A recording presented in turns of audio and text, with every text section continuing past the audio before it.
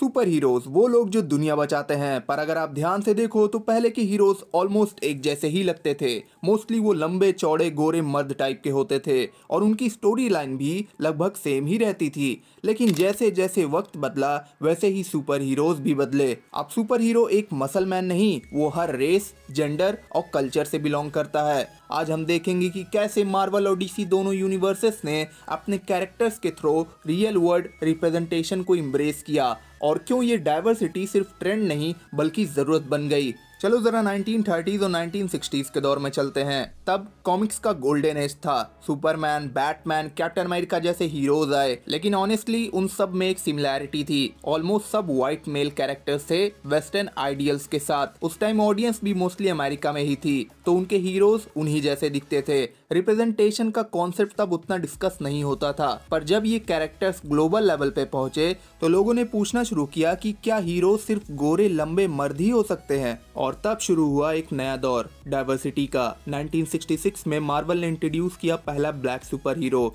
Black panther, एक African king. उस time ये एक बोल्ड स्टेप था, क्योंकि कॉमिक्स में पहली बार एक अफ्रीकन हीरो को पावरफुल और इंटेलिजेंट दिखाया गया। और जब 2018 में मूवी आई तो वकांडा फॉरएवर एक स्लोगन बन गया। फिर Ms Marvel, Shang Chi, Miles Morales. Marvel का अप्रोच सिंपल था कि दुनिया में कई तरह के लोग हैं तो हमारे हीरोज भी कई तरह के ही होंगे। इस रेस में डीसी भी पीछे नहीं रहा। उसने भी अपना पहला मेजर ब्लैक सुपर हीरो दिया, साइबॉर्ग, एक ऐसा कैरेक्टर जो टेक्नोलॉजी और ह्यूमैनिटी के बीच स्ट्रगल करता है। फिर 1971 में ग्रीन लैंटर्न को इंट्रोड्यूस किया गया। उस टाइम रेशियल टेंशन हाई थे। जॉन स्टुअर्ट बना एक सिंबल इक्वालिटी और लीडरशिप का। और यहाँ एक लेस्बियन सुपर हीरो भी थी, बैट वुमेन, जिसने डीसी को मॉडर्न एरा में स्पॉटलाइट दिया। लोगों तक ये मैसेज पहुंचा कि heroism has no sexuality. DC ने थोड़ा लेट स्टार्ट किया, लेकिन अब वो अपने यूनिवर्स में हर कल्चर और आइडेंटिटी को जगह दे रहा है। अब सवाल आता है कि ये डाइवर्सिटी इतनी इंपॉर्टेंट क्यों है।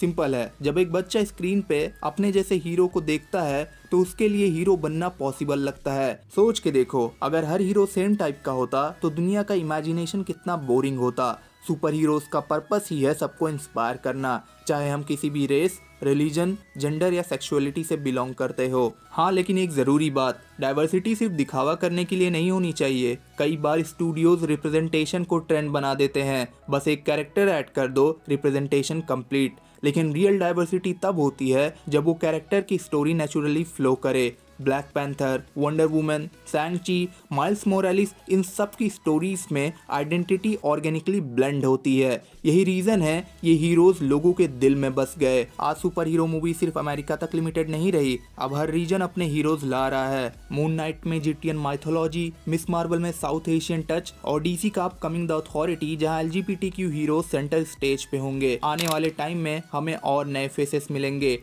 Indian, African, Asian, because the world is one big comic book और हर पेज पे एक नया हीरो लिखा जा रहा है। तो डाइवर्सिटी सिर्फ एक वर्ड नहीं, वो एक रिफ्लेक्शन है कि हम सोसाइटी के तौर पे कितना ग्रो कर रहे हैं। सुपर हीरोज हमेशा इंसानियत के सबसे बेस्ट वर्जन को रिप्रेजेंट करते हैं, और अगर ह्यूमैनिटी डाइवर्स है तो हमारे हीरोज भी डाइवर्स होने चाहिए, चाहे वो ब्लैक पैंथर हो, वंडर वुमन, सांग-ची या माइल्स मोरालिस। इन सब ने एक ही मैसेज दिया, no matter who you are, you can be hero. तो बस आज के लिए इतना ही। कमेंट में बताना कौन सा डाइवर्स सुपर हीरो तुम्हें सबसे ज़्यादा इंस्पायर करता है। वीडियो अच्छी लगी तो वीडियो पे एक लाइक, और ऐसी ही और वीडियोस के लिए चैनल को सब्सक्राइब करके बेल आइकन दबाना बिल्कुल मत भूलना। जल्द मिलते हैं।